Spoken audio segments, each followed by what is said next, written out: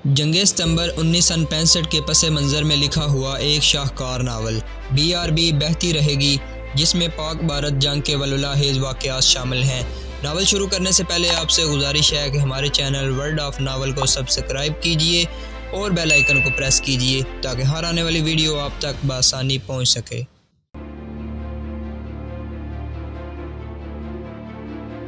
इकबाल का फ़ौज की कमीशन के लिए मुंतखब हो जाना महज इत्फाकी वाक़या था। वो कॉलेज में किसी बड़े घराने की लड़की के साथ बड़ा ही गलीज़ मजाक कर बैठा था। लड़की ने अपने घर जा बताया और अगले रोज़ लड़की का बाप प्रिंसिपल पर आ बरसा।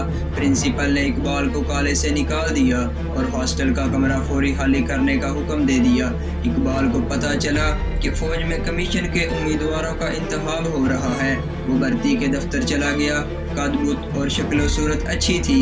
इब्तदाई इम्तिहान में कामयाब हो गया। वो कई रोज़ दोस्तों यारों के साथ लाहौर में ही घूमता फिरता रहा। वहीं से सिलेक्शन बोर्ड के बिलावे पर आखिरी इंतखाब के लिए चला गया। जिस्म और दिमाग का चुस्त और चलाक था, वहाँ भी कामयाब हो गया और ट्रेनिंग के लिए भेज दिया गया। उसने मिलिट्री एकेडमी से बाप को खत लिखा कि वो फ़ौज में कमीशन के लिए मुंतखब हो गया है और अब ट्रेनिंग के ले रहा है। वो 2 साल गुजर गए। इन 2 बरसों के दौरान हाजरा की ज़िंदगी में इसी कदर तब्दीली आई कि उसकी आबरू पर मंडलाने वालों में इकबाल नहीं था। उसकी हर सुबह गुजरी हुई सुबह की तरह बेकैफ और शाम गुजरी हुई शाम की तरह मलूल और रंजीदा होती थी और दिन इसी तरह घर की झाड़ पोंछ, बर्तन धोने और बाजार के 2-3 फेरों में गुजर जाता था। जिस तरह 6-7 बरसों का हर दिन गुजरता रहा था।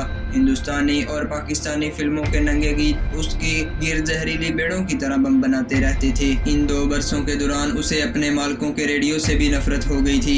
इकबाल की बहनें फिल्मी गानों के सिवा और कुछ सुनती ही नहीं थी। हाजरा यूं जल उठती थी जैसे गाने वाले उसी पर फिक्रे चुस्त कर रहे हों। इन 2 बरसों में हाजरा 17 से 19 बरस की हो गई थी और उसके जिस्म में चंद तब्दीलियां और ज्यादा नुमायां और दिलकश हो गई थी। रुखसारों की रंगत और ज्यादा जाज़बे नजर और बालों की चमक और ज्यादा निखर आई थी, मगर उसने कभी ध्यान न दिया था क्योंकि उसे अपने जिस्म के साथ जरा भर दिलचस्पी न थी।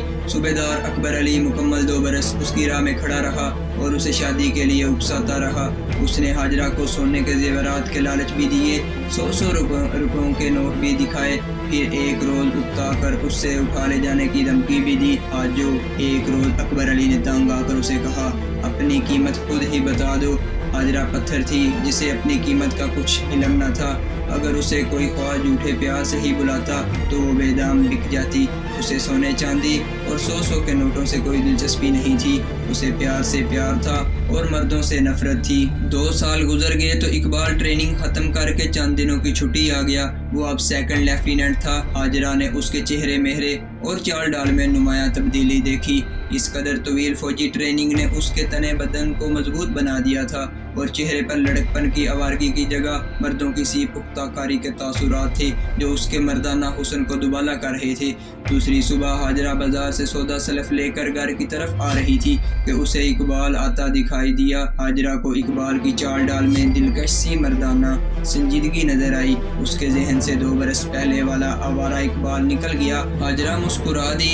उसे प्यारा सा ख्याल आया कि अब इकबाल की शादी होनी चाहिए। उसने वजीराबाद की गलियों में बारातें आती और डोलियां उठती अक्सर देखी थी, मगर उसे भूले से भी कभी ख्याल न आया था कि वो खुद भी उस उम्र को पहुंच गई है जहां लड़कियों के ख्वाबों और तसव्वुरों में बारातें आने लगती हैं और रंग रंगीले तसव्वुरात उन्हें डोली के हचकोले देने लगती हैं। मगर हाजरा के ख्वाब और तसव्वुर हमेशा रूखे फीके रहते थे। उस रोज इकबाल को गली में आते देखा तो उसे इकबाल की शादी का ख्याल आ गया। वो सोचने लगी, कोई मुझे कहे तो मैं इकबाल जी के लिए परी जैसी खूबसूरत दुल्हन ढूंढ लाऊं। जब इकबाल उसके करीब आया तो हाजरा मुस्कुरा कर बोली, सवेरे सवेरे कहाँ चल दिए इकबाल जी। इकबाल रुक गया। इधर उधर देखकर उसने हाजरा का हाथ थाम लिया और हाथ को दबा कर बोला, आजो सिर्फ 3 रोज की छुट्टी आया हूँ, अब तो परदेसी हो गया हूँ। आजो उसने हाजरा पर झुककर राजदारी से कहा, चलो आज दोपहर के वक्त एक दोस्त के घर चलें। वो बाहर चला जाएगा, उसके घर में और कोई नहीं होगा।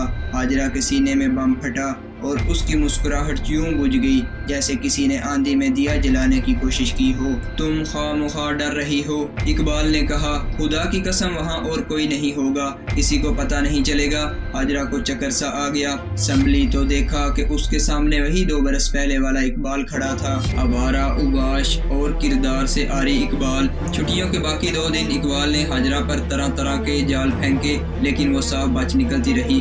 اقبال کو ذرا بر احساس نہ تھا کہ اب وہ کالج کا آوارہ لڑکا نہیں، 2nd لیفٹیننٹ بن گیا ہے اور پاک فوج کی ایک انفنٹری بٹالین میں جا رہا ہے۔